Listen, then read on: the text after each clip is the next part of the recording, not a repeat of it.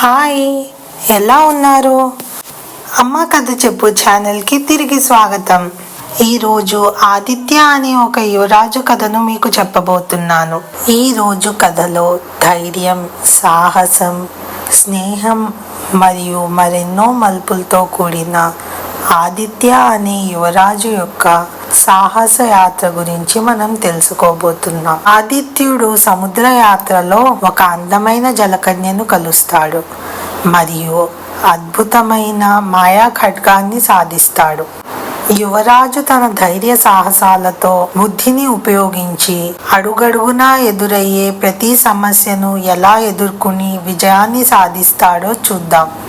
మీరు అమ్మ కథ చెప్పు ఛానల్ని సబ్స్క్రైబ్ చేసుకుని ఉండకపోతే దయచేసి సబ్స్క్రైబ్ బటన్ని క్లిక్ చేయండి. గంట సింబల్ని కూడా క్లిక్ చేయండి. తద్వారా మీరు నా కథల నోటిఫికేషన్స్ని పొందవచ్చు. ఇప్పుడు మన కథ ప్రారంభమయ్యే ఆదిత్యుని రాజ్యానికి వెళ్దాం. అనగనగా ఒక రాజ్యంలో ఆదిత్య అనే యువరాజు ఉండేవాడు. ఆదిత్యునికి సముద్ర ప్రయాణాలు చేయడం చాలా ఇష్టం. చిన్నప్పటి నుండే ఎన్నో సాహసయాత్రలు చేసిన వీరుడు, ధైర్యశాలి. ఎప్పటిలాగానే ఈసారి కూడా సముద్రంలో సాహసయాత్ర చేయడానికి ఓడను నిర్మింపజేసి తన తల్లిదండ్రుల ఆశీస్సులు తీసుకుని సిబ్బందితో ప్రయాణం మొదలు పెడతాడు.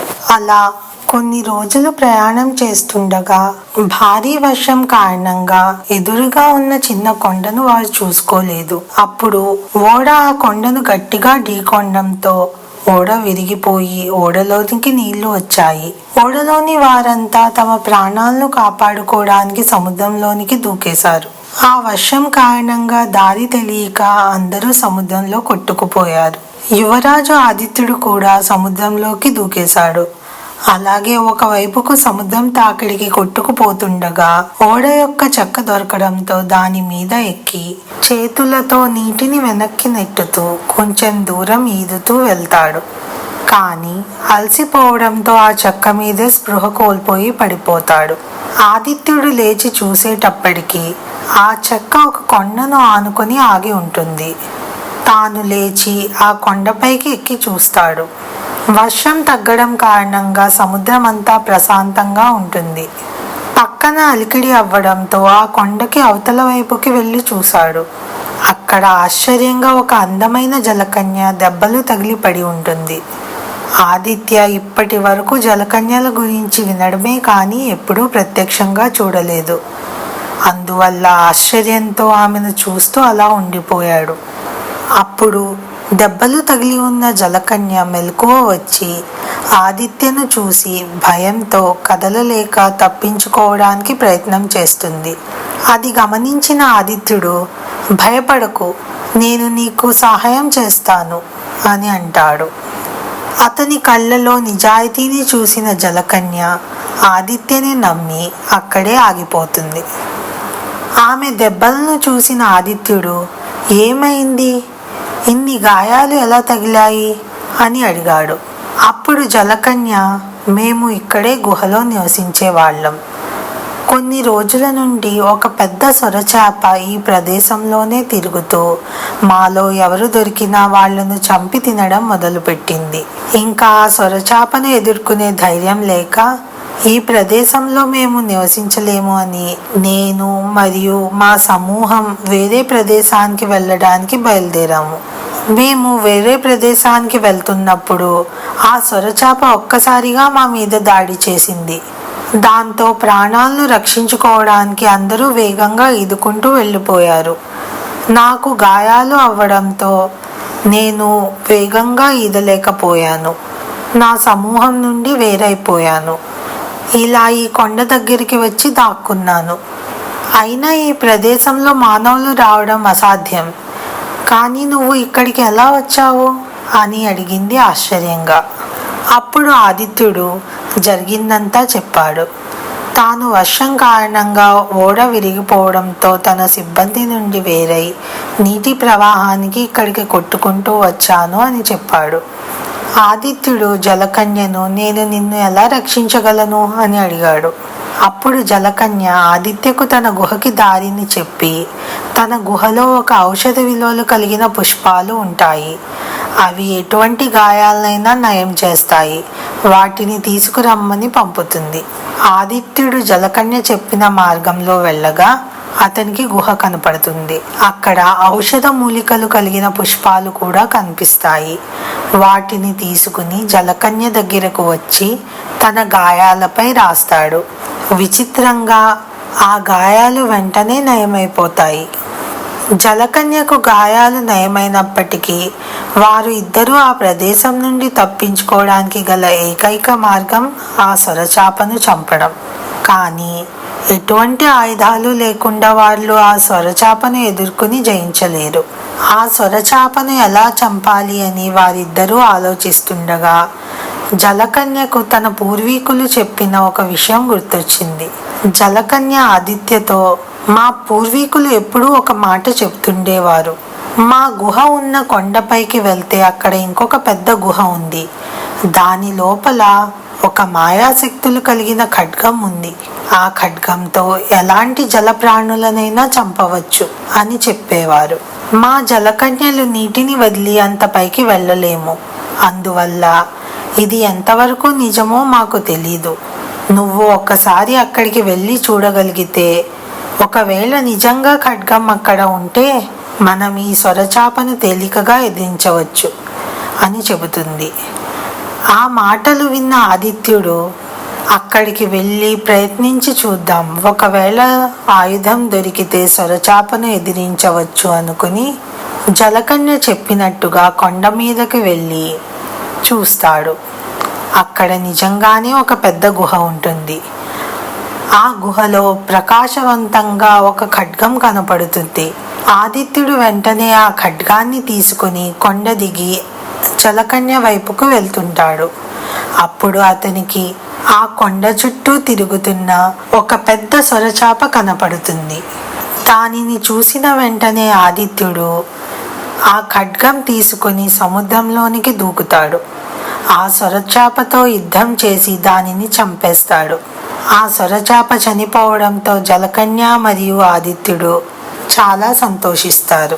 సొరచాప చనిపోవడంతో జలకన్య తన సమూహంతో ఇక్కడే ఉండవచ్చు అని, తన గుహను విడిచి వెళ్లాల్సిన అవసరం లేదనుకుని చాలా సంతోషపడుతుంది.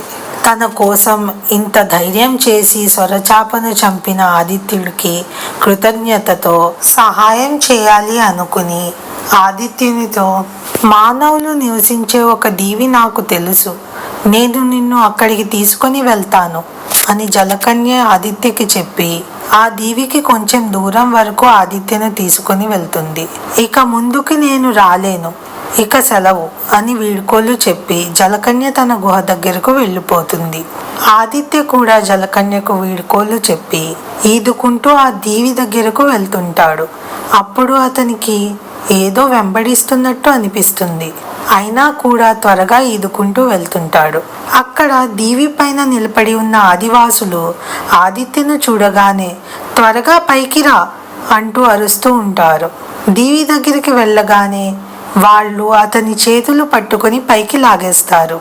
మాయా ఖడ్గంతో ఉన్న ఆదిత్యను చూసి వాళ్ళు ఆశ్చర్యంతో, ఎవరు నువ్వు, ఇక్కడికి ఎలా రాగలిగావు అని అడుగుతారు. అప్పుడు జరిగిందంతా ఆదిత్య వాళ్ళకి చెబుతాడు. వాళ్ళు ఆదివాసుల నాయకుడి దగ్గరికి ఆదిత్యను తీసుకొని వెళ్తారు. నాయకుడికి జరిగిందంతా చెబుతారు. అప్పుడు ఆదిత్య వాళ్ళ కంగారు చూసి, ఏమైంది మీకు, ఈ దీవిలో అందరూ ఎందుకు భయపడుతున్నారు అని అడుగుతాడు. అప్పుడు ఆ ఆదివాసుల నాయకుడు, కొన్ని రోజుల క్రితం వరకు మా దీవిలో అందరం సంతోషంగా ఉండేవాళ్ళం. బయట ప్రాంతాలకు ఓడ ద్వారా వెళ్ళి మా వ్యాపారాలను చేసుకుంటూ ఉండేవాళ్ళం. కానీ కొన్ని రోజులుగా ఒక జలరాక్షసి మమ్మల్ని పట్టి పీడిస్తుంది. అది ఎక్కడి నుండి వచ్చిందో తెలియదు, కానీ మేము ఓడలో సముద్రంలోనికి వెళ్ళడానికి ప్రయత్నిస్తే అది ఓడపై దాడి చేసి మనుషుల్ని తినేస్తుంది. మా ముఖ్య సంపద అయిన మత్స్య సంపదను కూడా మేము ఉపయోగించుకోలేకపోతున్నాం. ఈ దీవిలోనే నిర్బంధించబడి ఉన్నాం. మా వ్యాపారాలు అన్నీ ఆగిపోయాయి అని అంటాడు. అప్పుడు ధైర్యవంతుడైన ఆదిత్య, బాధపడకండి, ప్రతి సమస్యకు ఏదో ఒక పరిష్కారం ఉంటుంది. మనం అందరం కలిసి ఈ సమస్యను ఎదుర్కొందాం అని ఆదివాసుల నాయకుడికి ధైర్యం చెబుతాడు. ఆదిత్య ధైర్యాన్ని చూసి నాయకుడికి కొంచెం నమ్మకం కలుగుతుంది. ఆదిత్య ఆదివాసులతో, మనం ఆ జలరాక్షసిని ఎదుర్కోవాలంటే దాని బలహీనత మనకి తెలియాలి. మీకు ఆ జలరాక్షసి గురించి తెలిసిందంతా నాకు చెప్పండి అని అంటాడు. అప్పుడు ఆదివాసులు తమకు తెలిసిందంతా ఇలా చెప్తారు. ఒకరోజు మేము వేరే ప్రదేశానికి వ్యాపారం కోసం వెళ్ళడానికి ఓడను సిద్ధం చేసుకుంటుండగా ఒక్కసారిగా జలరాక్షసి నీటిలో నుండి ఓడ మీదకు దూకి ఓడను మొత్తం చుట్టుకుని ఓడను విడిచేసింది. అందులో ఉన్న మనుషుల్ని తినేసింది. చుట్టుపక్కన ఉన్న మేమంతా భయపడి నీటిలో నుంచి దీవిపైకి వచ్చేసాము. అదే మొదటిసారి మేము ఆ రాక్షసిని చూడడం. దాని ఆకారం చాలా పెద్దగా ఉంది. అది చాలా బలంగా, భయంకరంగా ఉంది. అది ఓడలోని మనుషుల్ని తినేటప్పుడు మేము బాణాలతో దానిపై దాడి చేసినా దానికి ఏమీ కాలేదు. కానీ ఒకసారి మాత్రం సముద్రం ఒడ్డున ఉన్న 2 పిల్లల్ని అది సముద్రం నుండి బయటకు వచ్చి తీసుకుపోయింది. అప్పుడు మాకు తెలిసింది అది సముద్రం బయట కూడా జీవించగలదు అని.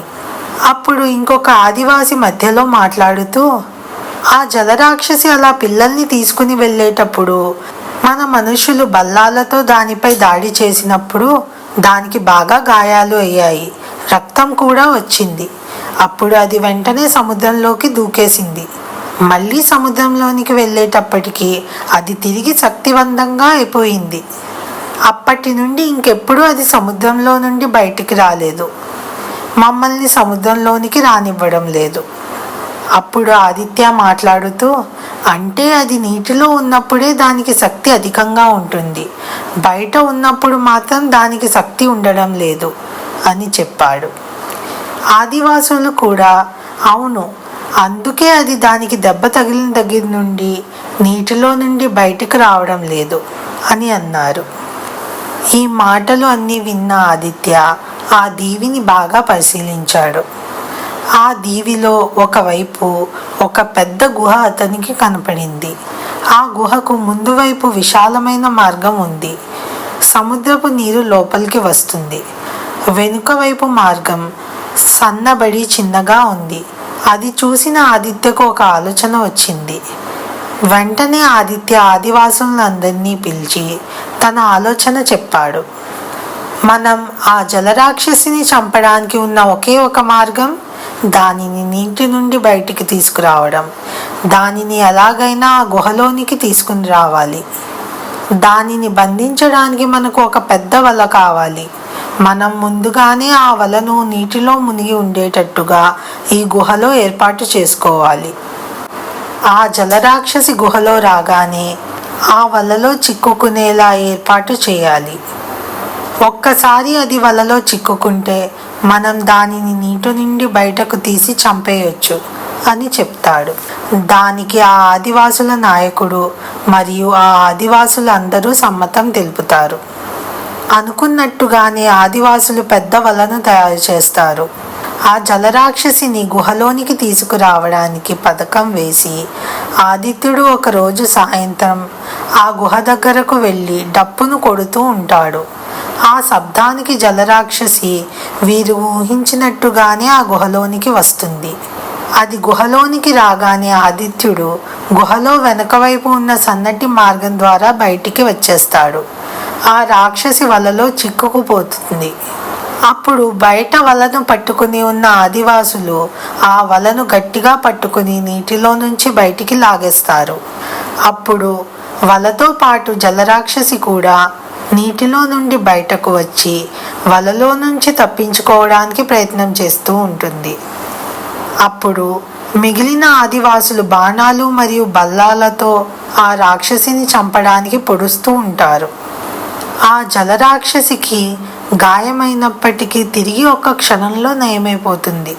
అప్పుడు ఆదిత్య తన దగ్గర ఉన్న మాయా ఖడ్గంతో ఆ జలరాక్షసి తలపై పొడుస్తాడు. వెంటనే ఆ జలరాక్షసి అరుస్తూ చనిపోతుంది. తమని ఇన్ని రోజులుగా బాధిస్తున్న ఆ రాక్షసి బాధ తప్పినందుకు ఆదివాసులందరూ ఆదిత్యతో కలిసి సంబరాలు జరుపుకుంటారు. ఆదిత్య తిరిగి ప్రయాణం చేయడానికి తన కోసం ఒక పెద్ద ఓడను నిర్మిస్తారు. ఆదిత్య తన రాజ్యాన్ని చూపించడానికి ఆ ఆదివాసుల నాయకుడి కుటుంబాన్ని తమ రాజ్యానికి ఆహ్వానిస్తాడు. ఆదిత్య ఆదివాసుల నాయకుడి కుటుంబంతో పాటు తమ రాజ్యానికి తిరిగి వస్తుండగా సముద్ర మార్గం మధ్యలో జలకన్య మరియు తన సమూహం ఆదిత్యకు కనిపిస్తుంది. జలకన్య మరియు తన స్నేహితులు ఆదిత్యకు కృతజ్ఞతలు చెబుతారు. వారు ఔషధ విలువలు కలిగిన పుష్పాలను ఆదిత్యకు బహుమతిగా తీసుకుని వచ్చి ఇస్తారు. ఎంతో సంతోషంతో ఆదిత్యకు వీడ్కోలు చెబుతారు. ఆదిత్య కూడా ఆనందంగా వీడ్కోలు చెప్పి తమ రాజ్యానికి చేరుకుంటాడు. ఆదివాసుల నాయకుడి కుటుంబానికి మంచి ఆతిథ్యం ఇచ్చి వారి వర్తక వ్యాపారాన్ని వృద్ధి చేసుకోవడానికి మంచి సలహాలు ఇస్తాడు. వారికి భవిష్యత్తులో ఏం అవసరం వచ్చినా తనకు చెప్పవలసిందిగా ఆదిత్య చెప్తాడు. ఆదివాసుల నాయకుడి కుటుంబం తిరిగి ప్రయాణం చేయడానికి తగిన ఏర్పాట్లు చేస్తాడు. జలకన్య ఇచ్చిన ఔషధ విలువలు కలిగిన పుష్పాలను వారి రాజ్యంలోని వైద్యులకు ఇచ్చి వాటితో తమ రాజ్య ప్రజలకు కావలసిన ఔషధాలను తయారు చేయమని ఆదిత్య వైద్యులకు చెప్తాడు. ఆదిత్య సాహసానికి గుర్తుగా అతను సాధించిన ఖడ్గాన్ని రాజ్య ప్రజలందరికీ కనిపించేలా తమ రాజభవనంలో ఉంచుతారు. ఆదిత్య చేసిన ఈ సాహసయాత్ర గురించి తమ రాజ్యంలోనే కాకుండా చుట్టుపక్కల రాజ్య ప్రజలు కూడా గొప్పగా చెప్పుకుంటారు. ఆదిత్య ఈ సాహసయాత్రలో మంచి మిత్రులను పొందుతాడు. గొప్ప అనుభవాలను ధైర్యాన్ని చేర్చుకుని మరింత ఉత్సాహంగా మరొక యాత్ర కోసం సిద్ధమవుతాడు. గొప్ప నిధులు మరియు మరెన్నో విచిత్రమైన కథలనే కాకుండా ఆదిత్య ఈ సాహస యాత్రల ద్వారా తనకు లభించిన గొప్ప జ్ఞానాన్ని కూడా తన వెంట తీసుకొని వచ్చాడు. ఆదిత్య తమ రాజ్య ప్రజలకు సాహసం, దయ మరియు ఇతరులకు సహాయం చేయడం వల్ల కలిగే ప్రయోజనాలను నేర్పుతాడు. తమ రాజ్య ప్రజల్లో ధైర్యం మరియు ఒక్కటిగా కలిసి ఉండే గుణాలను చూసినప్పుడల్లా ఆదిత్య హృదయం గర్వంతో పొంగిపోతుంది. భవిష్యత్తులో తాను చేయబోయే యాత్రలలో మరెన్నో సవాళ్ళను ఎదుర్కోవాల్సి వస్తుంది అని తెలిసినప్పటికీ తాను ఆ సవాలులను తన ధైర్యం మరియు తన స్నేహితుల సహకారంతో ఎదుర్కోగలననే నమ్మకంతో ఆదిత్య మరొక సముద్ర ప్రయాణానికి సిద్ధమవుతాడు. ఇలా ఆదిత్య యొక్క కీర్తి కొన్ని తరాల వారికి ఆదర్శంగా నిలిచింది. దీంతో యువరాజు ఆదిత్యుని యొక్క గొప్ప సాహస యాత్ర ముగుస్తుంది.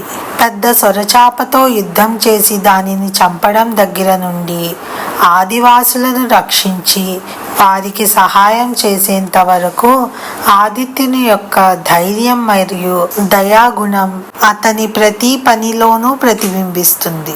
ఈ కథ మీ అందరికీ నచ్చిందని ఆశిస్తున్నాను. ఈ కథ మీకు నచ్చినట్లయితే నా వీడియోని లైక్ చేయండి. మీ స్నేహితులు మరియు కుటుంబ సభ్యులకు షేర్ చేయండి. అమ్మ కథ చెప్పు ఛానల్ని సబ్స్క్రైబ్ చేసుకుని గంట ఐకాన్ని క్లిక్ చేయండి. తద్వారా నా ఛానల్లో అప్లోడ్ చేసే ప్రతి కథల నోటిఫికేషన్ మీకు దొరుకుతుంది.